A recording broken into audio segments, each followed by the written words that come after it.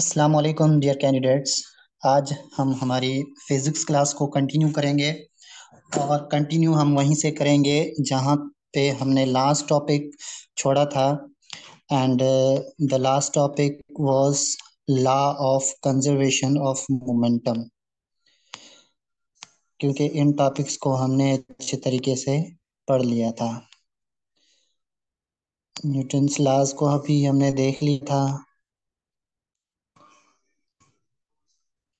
अच्छा, linear momentum को थोड़ा माइंड में रखिएगा, क्योंकि इसी टॉपिक के बेस पे हम law of conservation of momentum को जो है पढ़ने वाले हैं। ठीक है।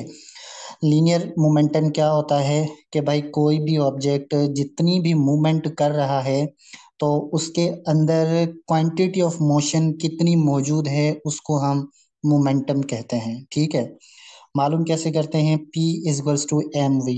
P जो है वो मोमेंटम को रिप्रेजेंट करता है, M जो है मास को, और V जो है वो वेलोसिटी को। ठीक है, इसका फार्मूला याद रखिएगा।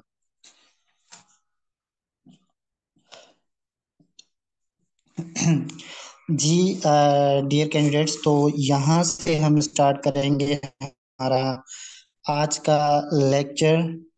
तो डेफिनेशन हमेशा की तरह पहले नहीं बताऊंगा, पहले हम कॉन्सेप्ट्स को समझेंगे। कॉन्सेप्ट समझ आ जाता है तो फिर हम जो है टॉपिक को इजीली समझ लेते हैं। ठीक है, डेफिनेशन हम जो है वो खुद ही बना लेते हैं। सो लेट स्टार्ट के what is a momentum. Momentum क्या होता है? और मोमेंटम को तो हमने डिस्कस कर लिया है, और law of conservation of momentum क्या होता है।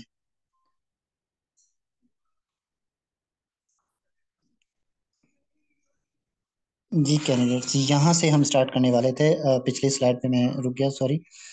So this is the slide actually from we are going to start the today's lecture, and the topic is law of conservation of momentum.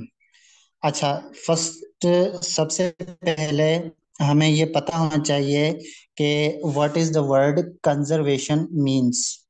Conservation means constant. Constant का मतलब क्या होता है? Same. ठीक है। यानी कि ये मोमेंटम का ऐसा लॉ हम पढ़ेंगे, ऐसा कानून हम पढ़ेंगे जिसमें मोमेंटम जो है वो क्या होगी? कंजर्व होगी, यानी कि कांस्टेंट होगी, यानी कि सेम होगी। अब कैसे सेम होगी और किन ऑब्जेक्ट्स की सेम होगी वो हम यहाँ पे देखने वाले हैं। ठीक है। अच्छा, यहाँ पे ये जो मैंने पिक्चर्स एक आप लोगों के साथ शेयर की हुई है पिक, तो इसको आप देखें, यहाँ पे ये देखें। अ, इन पे आप फोकस करें। ठीक है, यहीं से इनकी एक्सप्लेनेशन हम स्टार्ट करते हैं। अच्छा, law of conservation of momentum actually is about two bodies. ठीक है, दो बॉडीज, यानी कि कोई भी दो ऑब्जेक्ट आप कह लें, कोई भी दो बॉडीज कह लें। ठीक है, कोई भी दो ऑब्जेक्ट जो हैं उनको बिफोर कोलिजन, यानी कि टकराव से पहले, और आफ्टर कोलिजन यानी कि टकराव के बाद इनका मोमेंटम क्या होता है। दरअसल इसी स्टडी को हम law of conservation of momentum कहते हैं। ठीक है। सो हम स्टार्ट करते हैं यहाँ से कि लेट कंसीडर कि हमारा एक ऑब्जेक्ट है, मिसाल के तौर पे दिस इज, मैं इसको नाम देता हूँ ए का। ठीक है, ये ए ऑब्जेक्ट है, और ये हमारे पास बी ऑब्जेक्ट है। ठीक है। अच्छा, ये दोनों ऑब्जेक्ट जो हैं ये दोनों यूनिफॉर्मली, यानी कि लीनियरली मूव कर रहे हैं। लीनियरली यानी कि सीधा सीधा मूव कर रहे हैं। ठीक है जी। मिसाल के तौर पे एक अगर इस तरफ मूव कर रहा है तो दूसरा ऑब्जेक्ट भी इस तरफ मूव कर रहा है, और इन दोनों की जो वेलोसिटी है, स्पीड है, वो क्या है? दोनों की सेम है। अब देखें, जब ऑब्जेक्ट वन और ऑब्जेक्ट टू दोनों लीनियरली मूव कर रहे हैं, एक ही डायरेक्शन में मूव कर रहे हैं, ये भी कंसिडर करें कि 5 मीटर पर सेकंड की स्पीड से चल रहा है, और ये भी 5 मीटर पर सेकंड की स्पीड से चल रहा है। ठीक है। अच्छा, अब यहाँ पे मुझे क्या करवाना है कि ऑब्जेक्ट ए को हिट करवाना है ऑब्जेक्ट बी के साथ। ठीक है, यानी कि मुझे ऑब्जेक्ट बी को जो है ना ऑब्जेक्ट बी को कोलाइड करवाना है, ऑब्जेक्ट ऑब्जेक्ट ए को कोलाइड करवाना है ऑब्जेक्ट बी के साथ। अच्छा, अब मैंने आपको बताया कि दोनों की स्पीड जो है वो क्या है, 5 मीटर पर सेकेंड, 5 मीटर पर सेकेंड है, ठीक है। तो आपको पता है कि अगर दोनों एक ही स्पीड से जा रही हैं और बीच में डिस्टेंस है, तो ये कभी भी कोलाइड नहीं करेंगी, कभी भी एक दूसरे को टक्कर नहीं मारेंगी। अब करना क्या पड़ेगा, जो ऑब्जेक्ट ए है उसकी स्पीड, उसकी वेलोसिटी को मुझे बढ़ाना होगा, ठीक है। अच्छा, अब क्यों मैं बढ़ा रहा हूँ ये मैं बाद में बताता हूँ, ठीक है, ये क्यों प्रोसेस हो रहा है वो बाद में बताता हूँ। अच्छा, अब मैं क्या करता हूँ कि ऑब्जेक्ट ए की जो वेलोसिटी है इसको मैं कर देता हूँ 8 मीटर पर सेकेंड, ठीक है। यानी कि ऑब्जेक्ट ए की स्पीड 8 मीटर पर सेकेंड और ऑब्जेक्ट बी की स्पीड जो है वो 5 मीटर पर सेकेंड है।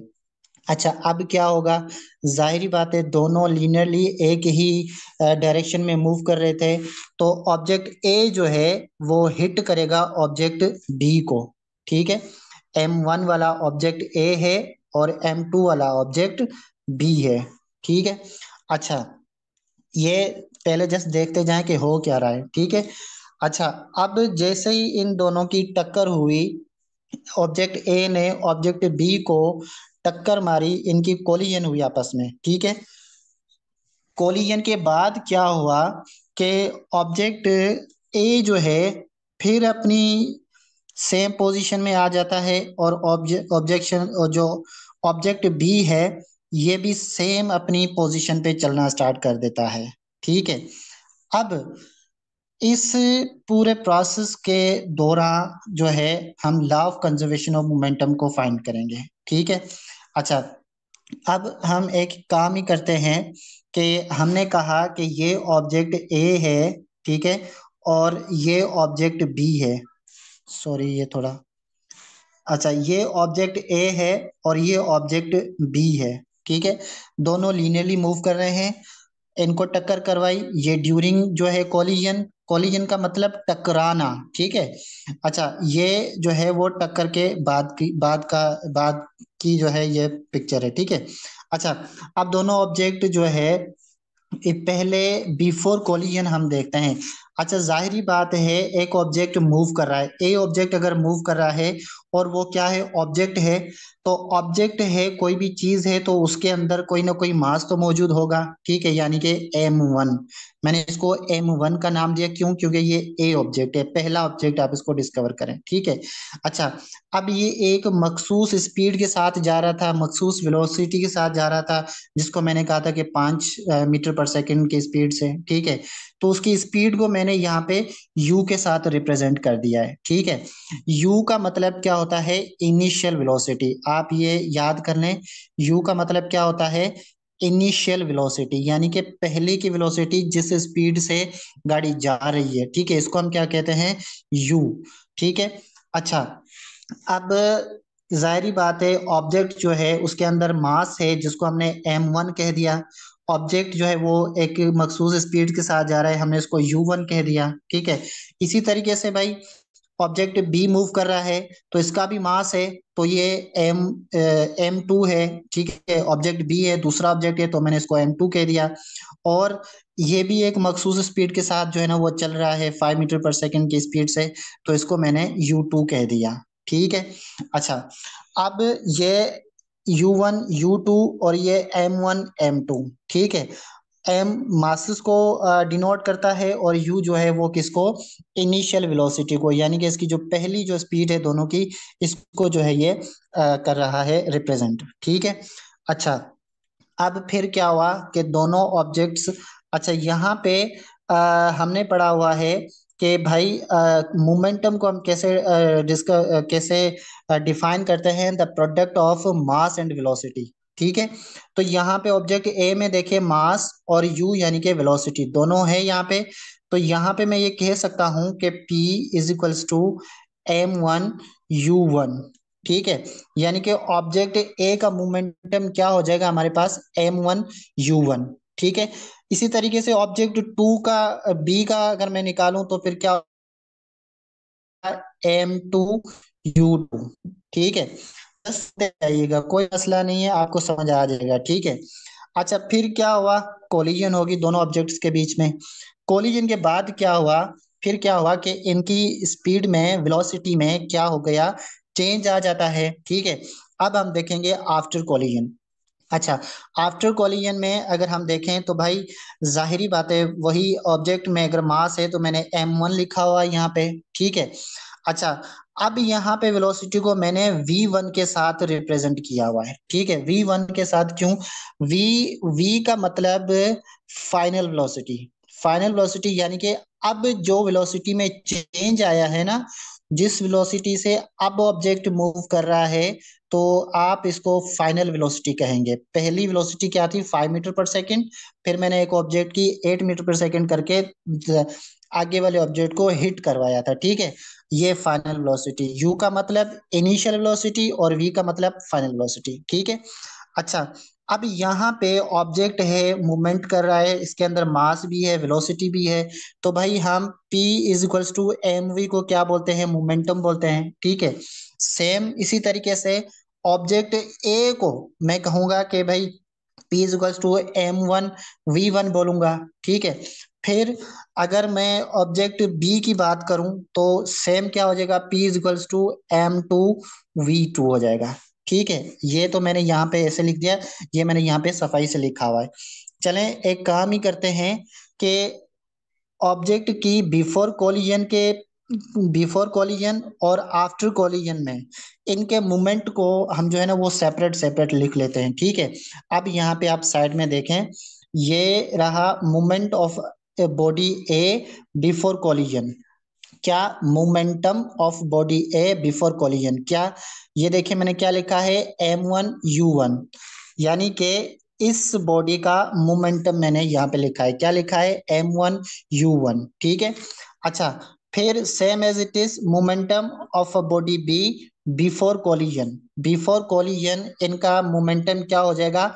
m2u2। बी बॉडी को देखें, ठीक है, क्या हो जाएगा? m2u2, ठीक है। सेम सेम चीज मैंने यहाँ पे लिखी है। अच्छा, फिर हम बात करेंगे आफ्टर कोलिजन। आफ्टर कोलिजन की हम बात करेंगे तो फिर ऑब्जेक्ट ए, ये पहला ऑब्जेक्ट है, ठीक है। तो ऑब्जेक्ट ए है, तो इसकी मोमेंटम क्या हो जाएगी? Momentum of body A after collision क्या हो जाएगी? m1v1, okay. अच्छा, फिर ऑब्जेक्ट बी की मोमेंटम क्या हो जाएगी यहाँ पे? ठीक है, मोमेंटम ऑफ ऑब्जेक्ट, अच्छा यहाँ पे बी है, ठीक है, ए मैंने लिख दिया लेकिन यहाँ पे बी है, ठीक है। अच्छा, आफ्टर कोलिजन क्या होगी? m2v2, ठीक है। यहाँ तक बात क्लियर है भाई? ऑब्जेक्ट ए मूव कर रहा है, इसके अंदर मास भी है, वेलोसिटी भी है, ठीक है। और मास इंटू वेलोसिटी को हम क्या बोलते हैं? मोमेंटम बोलते हैं। और ये हम पीछे पढ़ के आए हैं, ठीक है। ऑब्जेक्ट ए की मोमेंटम को बिफोर कोलिजन हमने क्या नाम दिया हुआ है? m1u1।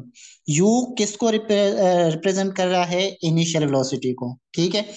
मोमेंटम बिफोर कोलिजन यानी कि टक्कर से पहले क्या है इसकी? m2u2 ऑब्जेक्ट बी की, ठीक है, जो कि यहाँ पे क्लियर लिखा हुआ है भाई m1u1, ये m2u2 बिफोर कोलिजन।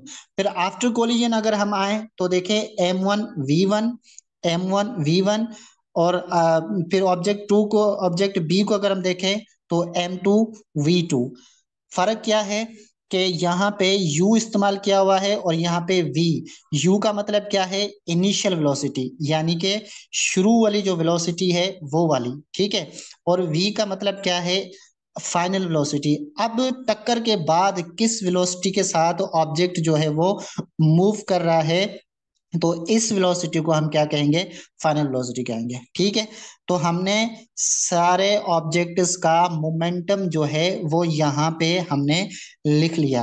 अच्छा, अब डियर कैंडिडेट्स, अब आप अपना माइंड बनाएं। मिसाल के तौर पे कोई भी एक गाड़ी जो है वो आगे जा रही थी, ठीक है, इस डायरेक्शन में, और दूसरी गाड़ी इसके आगे जा रही थी इसी डायरेक्शन में।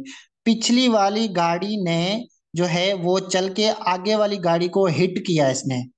क्या ऐसे हो सकता है कि पिछली वाली गाड़ी के हिट होने से ये दोनों गाड़ियां जो हैं वो आपस में चिपक जाएं और चिपक कर चलती रहें? ऐसा बिल्कुल भी नहीं होता। फिर होता क्या है कि पिछली गाड़ी जैसे ही हिट करती है अगली गाड़ी को, तो अगली वाला जो भी ऑब्जेक्ट बॉडी या फिर गाड़ी होती है, वो उसका मोमेंटम क्या होता है, बढ़ जाता है, उसकी स्पीड क्या होती है, वो बढ़ जाती है। जैसी कोलिजन होती है तो आगे वाले ऑब्जेक्ट की मूवमेंट बढ़ जाती है। फिर आगे बढ़ के थोड़ा आगे चल के फिर क्या होता है, फिर वो अपनी सेम उसी वेलोसिटी से चलना स्टार्ट कर देता है। और दोनों अगर सेम पैरेलल स्पीड में चलते रहें तो फिर दोनों ही सेम स्पीड में चलना शुरू कर देते हैं। ठीक है, तो यहां तक आपकी ये बात क्लियर हो गई कि momentum of a body before collision क्या होती है, m1u1, और आफ्टर क्या होती है, m1v1। ठीक है, यहां तक क्लियर है कैंडिडेट्स? मुझे आपका रिप्लाई चाहिए, आपका रिस्पॉन्स चाहिए ताकि मैं आगे चलूं। Are you clear?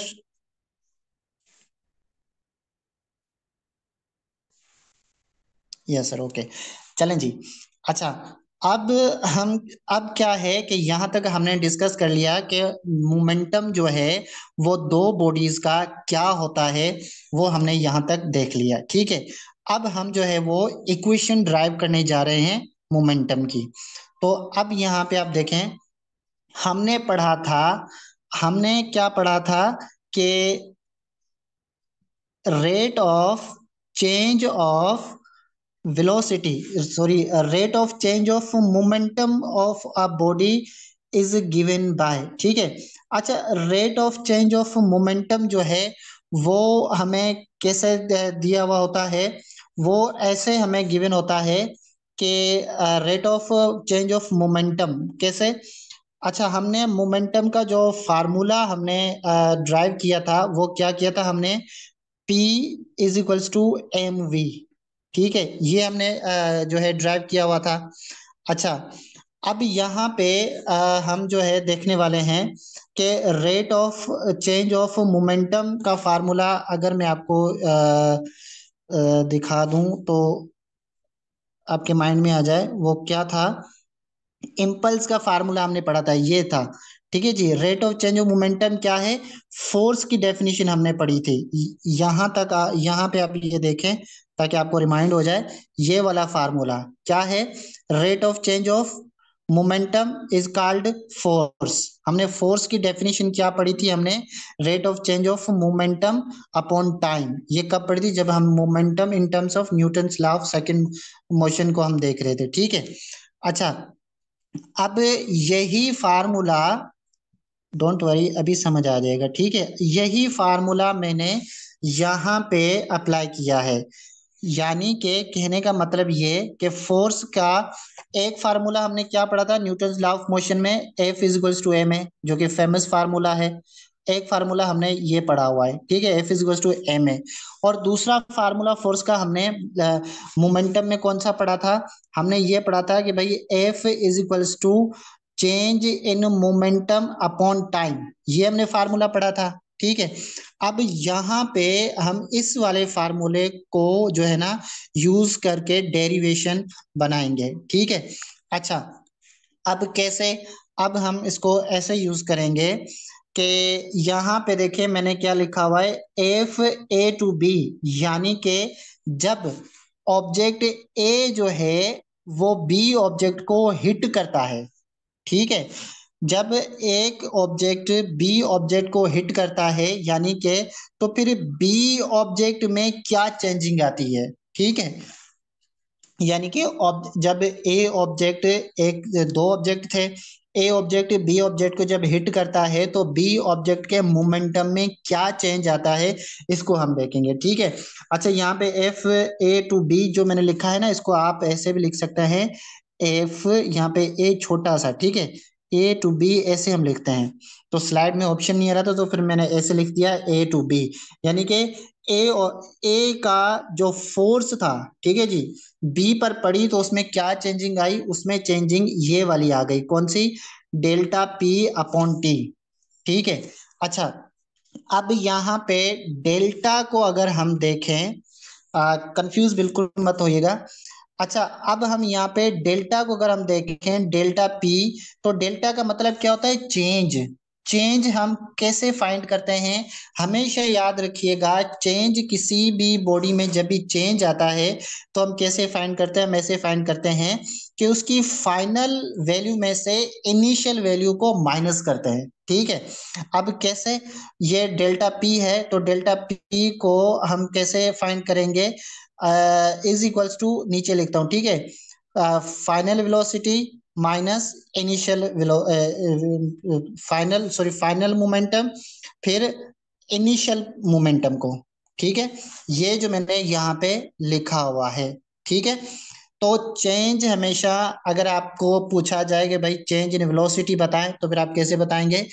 Final velocity minus initial velocity, final में से इनिशियल को माइनस करते हैं तो फिर जो है वो चेंज इन वेलोसिटी हो, चेंज इन मोमेंटम हो, चेंज इन एक्सेलरेशन हो, तो आप फाइंड कर सकते हैं। ठीक है, अच्छा, तो यहाँ पे जो है हमने डेल्टा पी को, अब यहाँ पे देखें, ए टू बी सेम इक्वेशन को मैंने किस में चेंज कर दिया?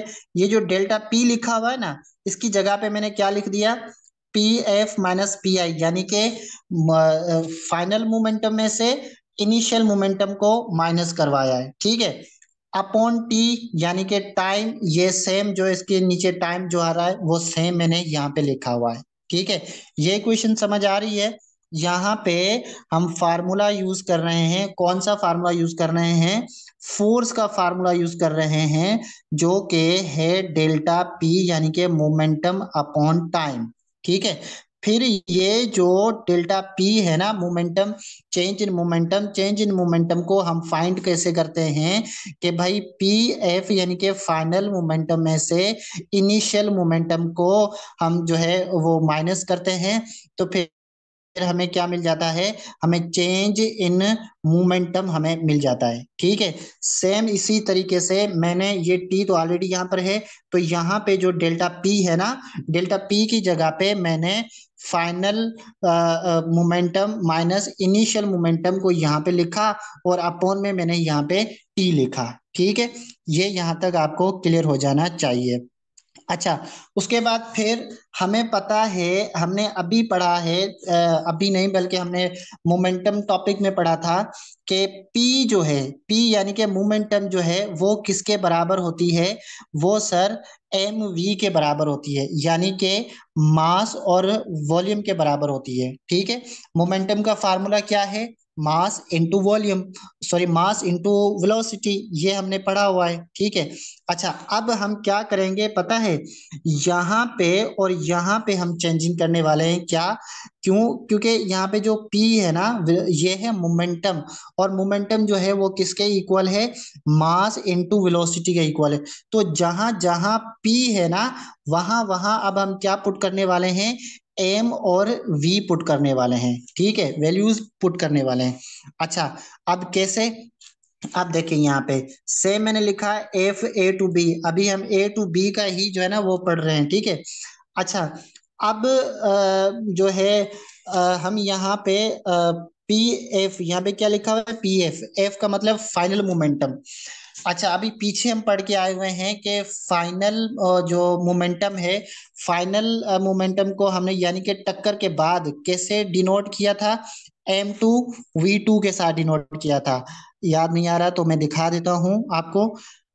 ये नीचे देखें, M two V two, last में देखें। ठीक है, क्या है? एम टू वी टू, ये फाइनल यानी कि जो टक्कर के बाद की जो वेलोसिटी है वो क्या है? एम टू वी टू है। ठीक है, अच्छा, फिर हम जो है इसको हम यहाँ पे अगर हमने पुट किया, कहाँ पे हमने पुट किया इसको? हमने F A to B, same equation चल रही है हमारी। ठीक है, अब देखें पी एफ है, तो मैंने M two V two put कर दिया क्योंकि फाइनल मोमेंटम है। ठीक है, सेम माइनस यहाँ पे रखा हमने। अब ये यहाँ पे क्या है? इनिशियल मोमेंटम है, पी आई का मतलब क्या है? Initial momentum. अब इनिशियल का मतलब क्या है? टक्कर से पहले, इनिशियल वेलोसिटी मैंने आप लोगों को कहा था। ठीक है, तो ये मैंने यहाँ पे इसकी वैल्यू क्या पुट कर दी?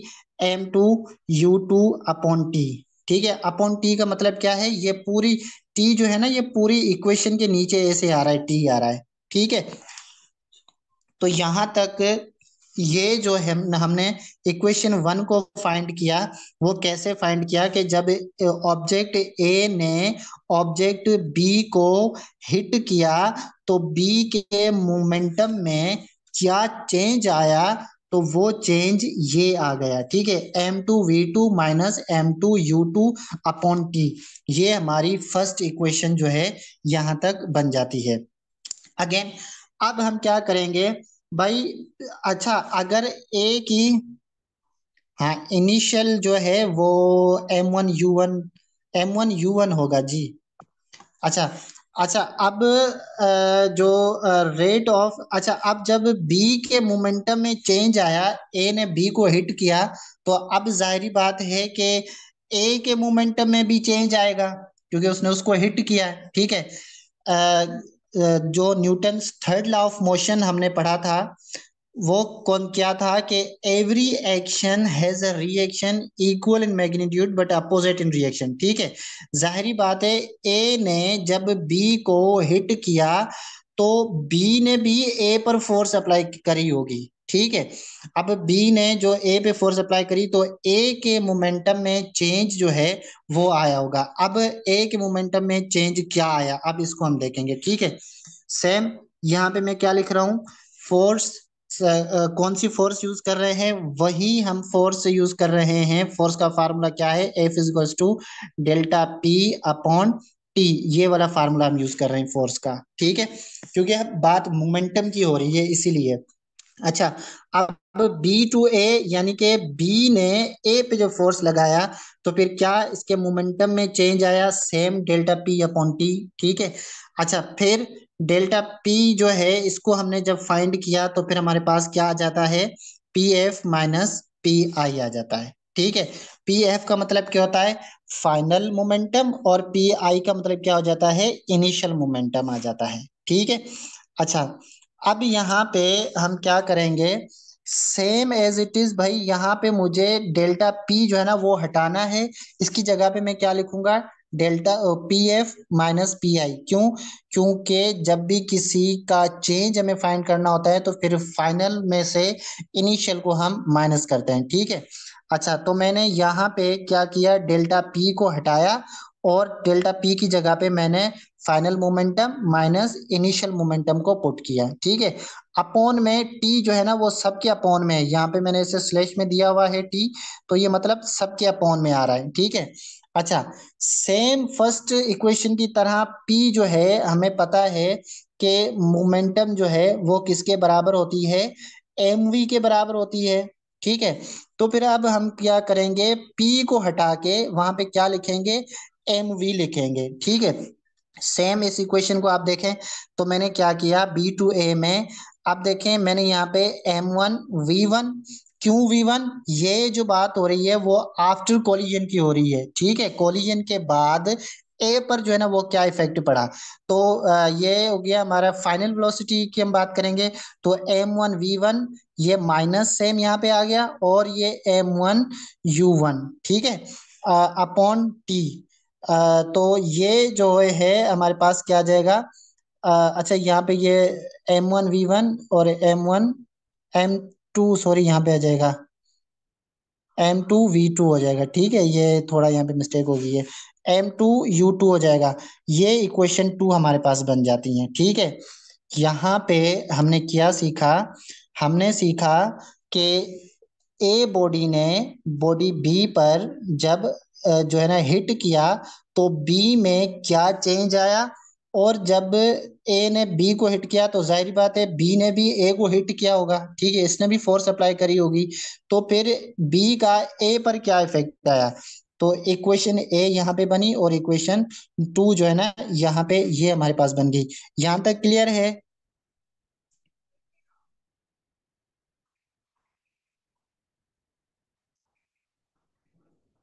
लास्ट में m2 और u2 होगा, लास्ट में m2u2 कैसे होगा मतलब, ये आगे जब इक्वेशन सॉल्व हो जाएगी ना तो फिर आपको पता चलेगा। हाँ, लास्ट में यहाँ पर m2u2 होगा जी जी। ठीक है, अच्छा, हम अब हम आगे बढ़ते हैं। ठीक है, अच्छा, अब देखें, according Newton third law of motion, अभी मैंने आपके सामने जो है वो जिक्र किया भी था कि थर्ड लॉ के मुताबिक, अब थर्ड लॉ को हम यहाँ पर क्यों लेकर आए हैं, क्योंकि थर्ड लॉ की डेफिनेशन क्या है कि भाई every action has a reaction. जब ए ने बी को टक्कर मारी तो बी ने भी ए पर अपनी फोर्स अप्लाई करी होगी, ठीक है। तो लेकिन क्या होता है कि जब ए ने टक्कर मारी तो बी ने भी टक्कर मारी, लेकिन बी ने टक्कर कैसे मारी, तो वो जो है ना वो इसको, इसका जो है वो अपोजिट में इसका रिएक्शन आ जाएगा। हमने पढ़ा था ना एक्शन और रिएक्शन, ए ने क्या किया एक्शन, बी ने क्या किया रिएक्शन। भाई ए क्या है, force exerted by a body A onto B, and reaction क्या है, force exerted by body B onto A। तो B का जो रिएक्शन है ना वो क्या हो जाएगा, इसके अपोजिट में हो जाएगा। तो सेम हमने यहाँ पे देखें इक्वेशन बनाई है, फोर्स A टू B, यानी A ने B को जो है वो टक्कर मारी, फिर force B to A, B ने जो है वो ए को टक्कर मारी, तो यहाँ पे हमने माइनस जो है ना वो यहाँ पे हमने क्यों लगाया हुआ है, क्योंकि बी ने जो ए को टक्कर मारी तो ये इसके अपोजिट का जो है ना वो फोर्स होगा, ठीक है। इसने भी इस पे फोर्स जो है वो अप्लाई की होगी, टक्कर नहीं मारी, लेकिन जब ए ने बी को हिट किया तो बी ने भी कोई ना कोई फोर्स अप्लाई की इसके ऊपर, ठीक है। अच्छा, चले अब हम क्या करते हैं, वैल्यूज पुट करते हैं।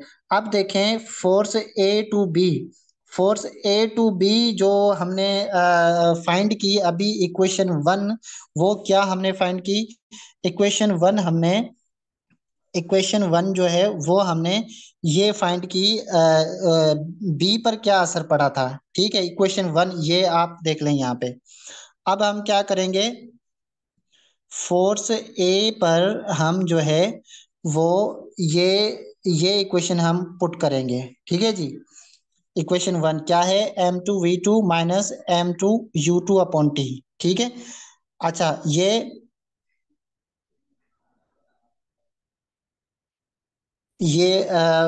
यहाँ पे देखें, ठीक है, ये फोर्स ए टू बी, तो M two V two minus M two U two upon T, ठीक है। हमने यहाँ पे अपॉन टी में जो है इसको कन्वर्ट किया, ठीक है। अच्छा, फिर यहाँ पे फोर्स बी टू ए, जब बी टू ए को हमने देखा तो बी टू ए, ये माइनस तो हम यहाँ पे रखेंगे, क्यों, क्योंकि ये अपोजिट में है, ठीक है। माइनस साइन क्या शो कर रहा है यहाँ पे, अपोजिट डायरेक्शन शो कर रहा है। अब बी टू ए इक्वेशन हमारी क्या बनी थी, M one V one minus M one U one, ठीक है। अच्छा, यहाँ पे एम टू यू टू होगा, sorry, M two U two होगा, अभी किसी ने मैसेज में भी बताया था, ठीक है। अपॉन टी क्या हो जाएगा, अपॉन टी, सबके नीचे अपॉन टी हो जाएगा। अच्छा, अब यहाँ पे हम क्या करेंगे, हम टी को यहाँ से कैंसिल करेंगे और टी को यहाँ से कैंसिल करेंगे, क्यों करेंगे, क्योंकि याद रखिए जब कोई चीज जो है इक्वल के साइन के राइट साइड पे डिवाइड हो रही है तो इस तरफ जाकर क्या हो जाएगी, मल्टीप्लाई हो जाएगी। जब इसको हम यहाँ पे टी पर रखेंगे तो टी टी आपस में क्या हो जाएंगे, कैंसिल हो जाएंगे, ठीक है। जब हमने टी को कैंसिल कर दिया और फिर हमारे पास क्या बचा यहाँ पे, ये एम टू वी टू, ये एम टू वी टू मैंने सेम लिखा, ये माइनस, फिर एम टू यू टू ये मैंने सेम लिखा। अब इस माइनस को मैंने क्या किया, ब्रैकेट के अंदर मल्टीप्लाई करवा दिया, कैसे, ये यहाँ पे माइनस है, माइनस प्लस, ये माइनस यहाँ पे आ गया, फिर एम वन वी वन ये लिखा यहाँ पे सेम सेम, और फिर माइनस माइनस क्या होता है, प्लस होता है, ये मैंने यहाँ पे प्लस लिखा, ठीक है। फिर हमारे पास यहाँ पे क्या आ जाएगा, M two M two U two यहाँ पे, sorry M one U one यहाँ पे आ जाएगा, ठीक है, ये आ जाएगा यहाँ पे। अच्छा, अब इसके बाद हमने इसको जब दोबारा रीअरेंज किया, अब इस स्टेप के बाद क्या किया हमने, नीचे वाला जो स्टेप हम देखेंगे इसमें हमने क्या किया, जो फाइनल वेलोसिटी है, ठीक है, इसको हमने एक साइड करके लिख दिया, और जो इनिशियल वेलोसिटी है इसको हमने राइट साइड पे लिख दिया। अच्छा, अब नहीं, ये यहाँ पे आप ऐसे नहीं समझे। अच्छा, अब यहाँ पे देखें, ये m2v2 क्या है, फाइनल वेलोसिटी है, इस तरफ है। और ये m2u2 ये क्या है, इनिशियल वेलोसिटी है। तो हमने ये यहाँ पे क्या है, m1v1 जो है वो फाइनल वेलोसिटी है, जो कि यहाँ पे क्या है, नेगेटिव है। ठीक है। अच्छा, और ये m1u1 क्या है, इनिशियल वेलोसिटी है, जो कि पॉजिटिव है। हम क्या कर रहे हैं, अब इस m1v1 को हम शिफ्ट कर रहे हैं इक्वल की इस साइड पे। अब जब ये यहाँ पे माइनस का है, तो इस तरफ आकर क्या हो जाएगा, प्लस का हो जाएगा। ठीक है, तो हमने इस m1v1 को यहाँ पे लिखा पॉजिटिव करके, और ये m2v2 को हमने इस तरफ लिख दिया। ठीक है, अब ये इक्वल की साइन यहीं पे आ गई। अब m1u1 जो है वो यहाँ पे ऑलरेडी पॉजिटिव है, तो ये प्लस में हमने लिखा। अब ये m2u2 यहाँ पे क्या है, माइनस में है। इसको क्लियर करके बताता हूँ। अच्छा, m2u2 यहाँ पे क्या है, माइनस में है। जब इसको हमने इस साइड हम लेकर आए, तो ये क्या हो जाएगा, प्लस में हो जाएगा m2u2। अच्छा, यहाँ पे हमने किया क्या है, हमने जस्ट साइड्स चेंज की हैं। हमने इनिशियल वेलोसिटी फाइनल वेलोसिटी को, यहाँ पे नेगेटिव था, इस तरफ हमने शिफ्ट किया, तो ये पॉजिटिव हो गया। और ये जो इनिशियल वेलोसिटी है, इनिशियल यानी कि बिफोर कोलिजन जो था, ये जो है यहाँ पे नेगेटिव है, तो इसको हमने इस साइड शिफ्ट किया, तो ये यहाँ पे क्या हो गया, पॉजिटिव हो गया। ठीक है। अच्छा, इस स्टेप के बाद हमने क्या किया, हमने ऐसे किया कि हमने जो इनिशियल वेलोसिटी है इसको हमने साथ में लिखा, और जो फाइनल वेलोसिटी है उसको हमने यहाँ पे इस तरफ लिखा। यहाँ पे ये v2 है, ठीक है, u2 नहीं है, v2 है। अच्छा, अब कैसे, अब देखें, ये m1v1 और m2v2 ये क्या है, फाइनल वेलोसिटीज है। तो फाइनल को हमने इस तरफ लिख लिया, और m1u1 और m2u2 इसको हमने क्या किया, हमने इस तरफ लिख दिया। ठीक है, यहाँ तक हो जाती है हमारी कंप्लीट डेरिवेशन। अच्छा, अब इससे साबित क्या हुआ, सर इतना जो है हमने किया क्यों, ये हमने इसीलिए किया कि अब देखें, ये m1u1 जो है वो ए का मोमेंटम है, और प्लस m2u2 जो है वो किसका है, बी का मोमेंटम है। यानी कि हम कह सकते हैं कि टोटल मोमेंटम, क्या कह सकते हैं हम, टोटल मोमेंटम। ठीक है, टोटल मोमेंटम, ये टोटल मोमेंटम क्या है हमारे पास, बिफोर कोलिजन, यानी कि कोलिजन से पहले जो टोटल मोमेंटम है ऑब्जेक्ट ए और ऑब्जेक्ट बी का। ठीक है, ये m1u1 और प्लस m2u2 है, टोटल मोमेंटम है।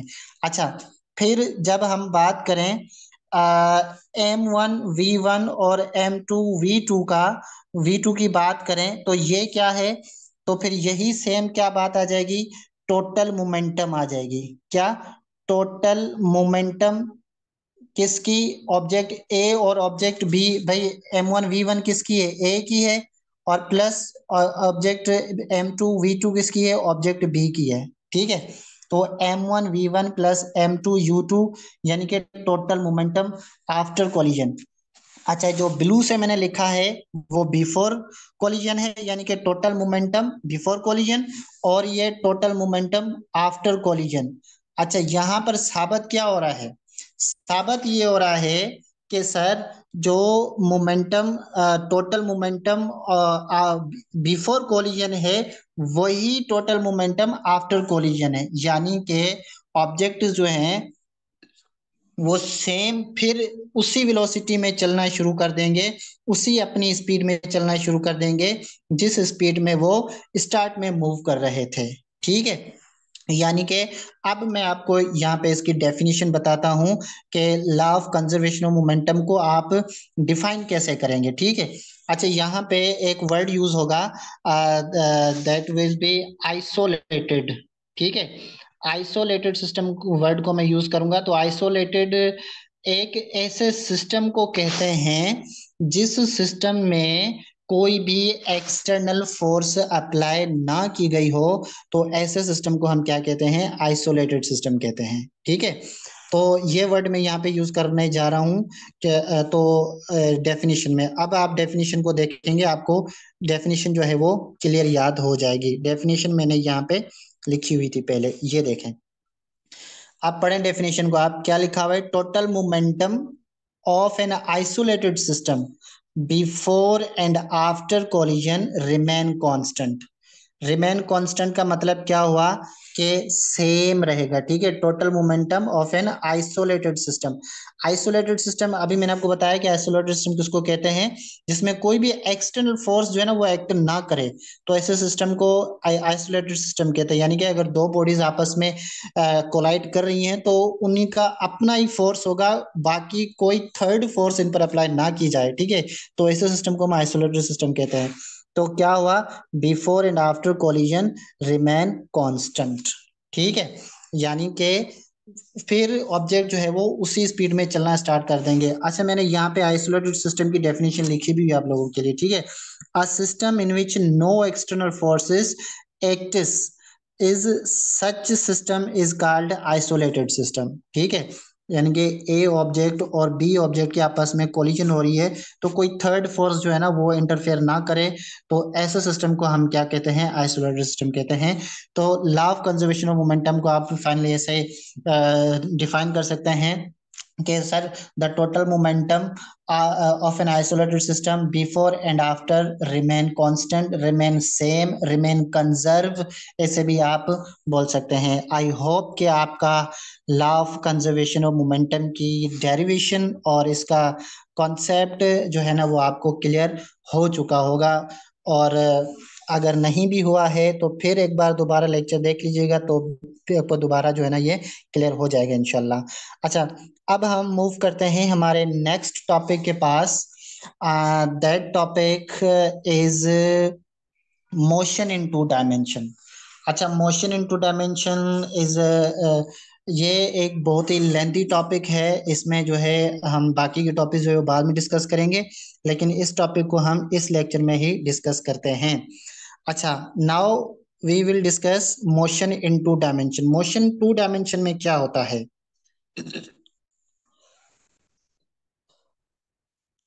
अच्छा, सबसे पहले मैंने आपको बताया था कि ये एक कोऑर्डिनेट सिस्टम है, ठीक है। This is a coordinate system, this is X axis, this is Y axis. जब कोई भी ऑब्जेक्ट एक ही एक्सिस पे मूव करता है, यानी कि वो हॉरिजॉन्टल मूव करे या वर्टिकल मूव करे, ठीक है। जब कोई ऑब्जेक्ट एक एक्सिस पे मूव करता है तो हम क्या कहते हैं, मोशन इन वन डायमेंशन। यानी कि ऑब्जेक्ट या तो नीचे से ऊपर जा रहा हो, या फिर जो है वो एक ही सरफेस पे मूव कर रहा हो, एक्सिस में मूव कर रहा हो, तो ऐसे ऑब्जेक्ट की मूवमेंट को हम क्या कहते हैं, मोशन इन वन डायमेंशन। अच्छा, अब मोशन इन टू डायमेंशन हम किसे कहते हैं, मोशन इन टू डायमेंशन हम उसे कहते हैं, मिसाल के तौर पे ये हमारे पास एक कोऑर्डिनेट सिस्टम है, ठीक है। This is X axis and this is Y axis, ठीक है। अच्छा, अब ऑब्जेक्ट जो है वो क्या करे, जी हाँ, प्रोजेक्टाइल मोशन, जो कि अभी हम पढ़ने वाले भी हैं। ओके, सो एक्स एक्सिस और वाई एक्सिस, जब भी कोई ऑब्जेक्ट जो है वो एक्स एक्सिस पे भी मूव करे और वाई एक्सिस पे भी मूव करे, यानी कि वो ऑब्जेक्ट जो है वो हॉरिजेंटली भी मूव करे और वर्टिकली भी मूव करे, तो ऐसी मोशन को हम क्या कहते हैं, मोशन इन टू डायमेंशन हम कहते हैं। कैसे, अब इसको हम ऐसे देखेंगे कि मिसाल के तौर पे यही हमारा कोऑर्डिनेट सिस्टम है, ठीक है। This is an X axis, this is an Y axis, ठीक है। अच्छा, अब ये ऑब्जेक्ट जो है वो इस डायरेक्शन में अगर मूव करे, इस डायरेक्शन में मूव का मतलब पता है क्या है, यानी कि ये ऑब्जेक्ट जो है वो टू डायमेंशन में मूव कर रहा है। अब कैसे टू डायमेंशन में, यानी कि ये ऑब्जेक्ट यहाँ पे जो है वो ऊपर भी जा रहा है और आगे भी जा रहा है, ठीक है। तो ऐसे मोशन को हम क्या कहते हैं, मोशन इन टू डायमेंशन। अब कोई भी ऑब्जेक्ट मिसाल के तौर पर ऊपर भी जा रहा हो और आगे भी जा रहा हो, तो जाहिर बात है वो किसी एक एक्सिस पे मूव नहीं कर रहा होगा, बल्कि वो दो एक्सिस पे मूव कर रहा होगा साइमल्टेनियसली, उसी वक्त पे दोनों एक्सिस को कवर कर रहा होगा। तो ऐसे ऑब्जेक्ट को हम क्या कहते हैं, मोशन इन टू डायमेंशन। ऐसे मोशन को, ऑब्जेक्ट को नहीं, मोशन को हम क्या कहते हैं, मोशन टू डायमेंशन। तो डेफिनेशन देखें, when a body moves along two axis, two axis यानी कि एक्स एक्सिस पे भी और वाई एक्सिस पे भी, ठीक है जी, साइमल्टेनियसली। साइमल्टेनियसली जो वर्ड है ना, इसका मतलब क्या होता है, यानी कि साथ साथ, ठीक है, उसी वक्त पर, यानी कि एक ही वक्त पर साथ साथ एक्स एक्सिस पे भी मूव कर रहा हो और वाई एक्सिस पे भी मूव कर रहा हो एक ही वक्त पे, तो सच मोशन, यानी कि ऐसे मोशन को is called motion in two dimension. यानी कि ऐसे मोशन को हम मोशन इन टू डायमेंशन कहते हैं। याद रखिएगा, मोशन इन टू डायमेंशन हम किसको कहते हैं, जब ऑब्जेक्ट एक्स एक्सिस पे भी मूव कर रहा हो और वाई एक्सिस पे भी मूव कर रहा हो, तो ऐसे ऑब्जेक्ट को हम, ऐसे मोशन को हम मोशन इन टू डायमेंशन कहते हैं, ठीक है। चलें, the most important topic and the most, जो अगर हम कहें तो most famous topic of the motion in two dimension, motion in two dimension का अगर मोस्ट फेमस टॉपिक अगर हम कहें, तो ये हमारे पास यही टॉपिक होता है, that is projectile motion. What is a projectile motion? सबसे पहले तो इसको हम देखते हैं कि व्हाट इज इट, ठीक है। इसकी डेफिनेशन थोड़ी बड़ी है, समझाऊंगा तो आसान लगेगी आपको, ठीक है, वरना फिर रट्टे ही मारते रहोगे। अच्छा, क्या है प्रोजेक्टाइल मोशन, क्या है, सिंपली भाई इट इज एन एग्जाम्पल। ये क्या है, एग्जाम्पल है, फिलहाल ये कुछ भी नहीं है, ये एक एग्जाम्पल है, ठीक है जी, किसका, example of motion in two dimension. कोई भी पूछे भाई what is a projectile motion, तो शुरू में आप सिर्फ यही बता सकते हैं, it is an example of motion in two dimension. ये मोस्ट फेमस एग्जाम्पल है किसकी, मोशन इन टू डायमेंशन की, ठीक है, दिस इज एन एग्जाम्पल। अच्छा, नाउ अब ये मोशन इन टू डायमेंशन जो है वो कैसे है, इसको हम देखते हैं। अच्छा, इसकी जो बेस्ड एग्जाम्पल है ना, वो क्या है कि भाई कोई भी कोऑर्डिनेट सिस्टम है, ठीक है, हमारे पास। अच्छा, अब मैंने क्या कहा कि भाई मोशन टू डायमेंशन होता क्या है, मोशन टू डायमेंशन होता ही वही है जब ऑब्जेक्ट जो है वो वर्टिकली भी मूव करे और हॉरिजॉन्टली भी मूव करे, ठीक है। तो ऐसे मोशन को हम जो है वो टू डायमेंशन मोशन कहते हैं। अच्छा, अब इसकी बेस्ट एग्जांपल क्या है, यहाँ पे मिसाल के तौर पर एक बॉल पड़ी हुई है, ठीक है, यहाँ पे एक बॉल पड़ी हुई है। अब इस बॉल को हम यहाँ पे किक करेंगे, तो किक करने से क्या होगा, ये बॉल पहले ऊपर जाएगी, फिर यहाँ से ऊपर जाते जाते जाते ये क्या होगी, फिर नीचे आ जाएगी। ये एंगल मेरा टेढ़ा बना हुआ है, ये मैंने सही बनाया हुआ है, ठीक है। अच्छा, अब जो है ये आगे जाते जाते ये जो बॉल है वो क्या हो जाएगी, फिर इसकी मोशन कम हो जाएगी और ये नीचे आ गिरेगी, ठीक है। अच्छा, फिर से बताता हूं कि जब भी हम किसी बॉल को किक मारते हैं, ठीक है, ये दो एक्सिस हमारे पास बने होते हैं, यहाँ से अगर हमने किसी बॉल को किक किया, किक करने से बॉल की मोशन जो है वो ऊपर जाएगी, फिर ऊपर जाते जाते ये कहीं ना कहीं नीचे आ गिरेगी, ठीक है। अच्छा, अब अगर आप मेरी फिजिकल क्लास में होते तो फिर मैं आपसे ये सवाल करता और इस पे 3-4 मिनट हम डिस्कस भी करते हैं कि इन जो है यहाँ पे अगर हमने बॉल को हिट किया और फिर बॉल जो है वो एक्स एक्सिस पे भी मूव कर रही थी और वाई एक्सिस पे भी मूव कर रही थी, फिर जो है ना बॉल नीचे आ गई, ठीक है। तो यहाँ पे बेसिकली कितनी फोर्सेस जो है ना यहाँ पे एक्ट कर रही हैं, क्या आप मुझे बता सकते हैं कि how many forces are acting when a ball is kicked? अगर किसी बॉल को हम किक करते हैं तो यहाँ पर कितनी फोर्सेस जो है वो एक्ट कर रही होती हैं? जल्दी से बताएं, अगर नहीं आता तो नो लिखे, मैं आगे बढ़ूं, क्योंकि आंसर के बगैर मैं नहीं आगे जाने वाला। जब भी किसी बॉल को हम किक करते हैं, ठीक है, कोई भी बॉल कहीं कहीं से, हम यहाँ से इसको किक किया, तो ये बॉल जो है अपनी मोशन इस तरीके से लेकर फिर नीचे आता है। तो हाउ, यहाँ पे how many forces are acting, कितनी फोर्सेस जो है ना यहाँ पे लग रही हैं एक ऑब्जेक्ट पर।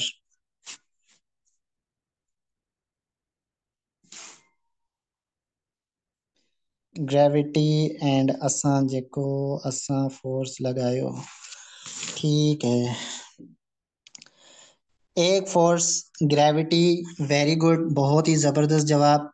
और एक फोर्स जो कि हमने लगाई, ठीक है, बच्चे ने सही जवाब दिया, कैंडिडेट्स ने, ठीक है। अच्छा, अब यहाँ पे बेसिकली दो फोर्सेस ही जो है ना वो एक्ट कर रही हैं। वेरी गुड, आपने सही बताया, ठीक है। एक फोर्स ये, कौन सी force, that is gravitational force. कौन सी? ग्रेविटेशनल फोर्स, जिसकी वजह से बॉल जो है वो क्या करेगी, वो नीचे जो है गिरेगी, ग्रेविटेशनल फोर्स। और दूसरी फोर्स दरअसल आपको पता है यहाँ पे कौन सी एक्ट हो रही होती है? दूसरी फोर्स, वो फोर्स जो कि बॉल की स्पीड को अपोज कर रही होती है, बॉल को आगे जाने से रोक रही होती है, और उस फोर्स को हम कहते हैं फ्रिक्शनल फोर्स, यानी कि एयर रेजिस्टेंस, एयर फ्रिक्शन अगर आपने पढ़ा होगा तो ये हम आगे पढ़ेंगे भी, ठीक है जी। तो एयर फ्रिक्शन यानी कि हवा का जो दबाव होता है, वो भी एक फोर्स होती है जो कि बॉल को आगे बढ़ने से रोक रही होती है। यहाँ पे बेसिकली दो फोर्सेस अप्लाई हो रही होती हैं, ठीक है, एक ग्रेविटेशनल फोर्स और दूसरा एयर रेजिस्टेंस वाली फोर्स आप यहाँ पे कह सकते हैं, ठीक है। अच्छा, अब यहाँ पे एक चीज मैं आपको क्लियर करना चाहता हूं कि जब हमने किसी ऑब्जेक्ट को किक किया यहाँ से, तो उस पे दो फोर्सेस जो है वो एक्ट करना स्टार्ट हो जाती हैं, ठीक है। एक एयर रेजिस्टेंस जो कि बॉल को आगे जाने से रोक रही होती है, और दूसरी ग्रेविटेशनल फोर्स जो कि बॉल को नीचे लाने के लिए जो है, वो नीचे लाने के लिए रिक्वायर्ड फोर्स होती है, दैट इज ग्रेविटेशनल फोर्स, ठीक है। अच्छा, अब यहाँ पे जो ग्रेविटेशनल फोर्स है जो कि ऑब्जेक्ट फ्री फॉल नीचे कर रहा होता है, ठीक है, जिस स्पीड से वो आगे जा रहा होता है, यानी कि जब कोई ऑब्जेक्ट आगे जा रहा होता है, ठीक है, तो उसमें कौन सी, आवाज कट रही है? अच्छा, अब आवाज आ रही है आपको क्लियर? और क्लियर हो गई हो तो फिर मैं कंटिन्यू करूं?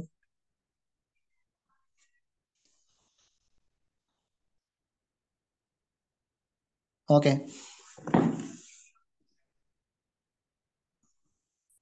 अच्छा, अब यहाँ पे आप देखें जो फोर्स हमने कहा कि एयर रेजिस्टेंस वाली फोर्स, ठीक है। अब एयर रेजिस्टेंस वाली फोर्स पता है कौन सी फोर्स है? ये वो फोर्स है, जब हम किसी भी ऑब्जेक्ट को हिट करते हैं तो वो ऑब्जेक्ट जो है वो क्या करती है, अपोज करती है। अच्छा, यहाँ पे हम मिसाल के तौर पे हम एक कोई भी प्रोजेक्ट लेते हैं, उसमें एक बॉल को जो है ना वो डालते हैं। मिसाल के तौर पे ये कोई एक मशीन है, ठीक है, इसमें मैंने एक बॉल को जो है ना वो पुट किया, फिर यहाँ से मैंने इसको जो है हिट किया, तो ये बॉल जो है ना यहाँ से यहाँ पे भी गिर सकती है, यहाँ से यहाँ पे भी गिर सकती है, और यहाँ से यहाँ पे भी गिर सकती है। वो क्यों? क्योंकि एयर रेजिस्टेंस मौजूद होती है, ठीक है जी। एयर रेजिस्टेंस की वजह से, भाई हवा तो हर जगह पे मौजूद है ना, इसकी वजह से फिर क्या होता है कि हमारा जो कंक्लूजन है ना वो नहीं आता है, ठीक है। तो इसी वजह से हम क्या करते हैं, एयर रेजिस्टेंस को हम क्या करते हैं, यहाँ पे नेग्लेक्ट करते हैं, ठीक है। यानी कि इस फोर्स को हम नेग्लेक्ट करते हैं, इग्नोर करते हैं, खत्म कर देते हैं कि ये फोर्स यहाँ पे मौजूद है ही नहीं, ठीक है। ये फोर्स जो है ना वो यहाँ पे मौजूद है ही नहीं। अच्छा, एक फोर्स मैंने क्या बताई आपको, ग्रेविटेशनल फोर्स, ठीक है। एक फोर्स मैंने क्या बताई, एयर रेजिस्टेंस, ठीक है। अच्छा, याद रखिए मैंने आपको बताया था कि फोर्स जो है वो क्या प्रोड्यूस करती है, एक्सेलरेशन प्रोड्यूस करती है बॉडी में, ठीक है, एक्सेलरेशन प्रोड्यूस करती है। और एक्सेलरेशन का मतलब क्या होता है, चेंज इन वेलोसिटी, ठीक है। यानी कि जैसे ही ऑब्जेक्ट नीचे आ रहा होता है, फ्री फॉल कर रहा होता है, तो उसकी वेलोसिटी में क्या चेंज आ रहा होता है, ठीक है, चेंज आ रहा होता है, ठीक है। अच्छा, अब एयर रेजिस्टेंस को तो हमने यहाँ पे क्या कर दिया, इस फोर्स को हमने नेग्लेक्ट कर दिया। अब यानी कि फोर्स खत्म हुई तो यानी कि एक्सीलरेशन प्रोड्यूस नहीं हुई, यानी कि एक्सीलरेशन क्या हो गई, जीरो हो गई। अच्छा, अब एक्सीलरेशन का जीरो होने का मतलब ये कभी नहीं होता कि उसकी वेलोसिटी भी जीरो हो जाती है, याद रखिएगा। एक्सीलरेशन जीरो है तो इसका मतलब क्या है, जो वेलोसिटी है वो क्या है, कांस्टेंट है। क्या है, कांस्टेंट है, क्योंकि वेलोसिटी में चेंज आता है तो एक्सीलरेशन प्रोड्यूस होती है, ठीक है। तो यहाँ पे हम कहेंगे कि भाई जो हॉरिजॉन्टली जो ऑब्जेक्ट मूव कर रहा होगा वो क्या कर रहा होगा, कांस्टेंट स्पीड के, कांस्टेंट वेलोसिटी के साथ मूव कर रहा होगा। और उसी वक्त ये जो है वो नीचे भी आ रहा होगा, यानी कि यहाँ से ये कांस्टेंट वेलोसिटी के साथ मूव कर रहा होगा और उसी वक्त ये नीचे फ्री फॉल भी कर रहा होगा, जिसमें इसकी एक्सीलरेशन प्रोड्यूस हो रही होगी, जिसको हम ग्रेविटेशनल फोर्स बोलते हैं, ग्रेविटेशनल एक्सीलरेशन भी हम बोलते हैं, ठीक है।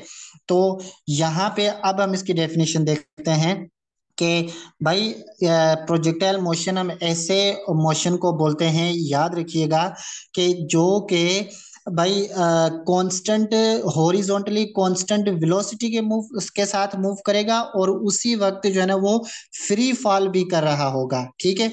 तो अब डेफिनेशन को देखें कि भाई such motion in which a body is thrown at a certain angle.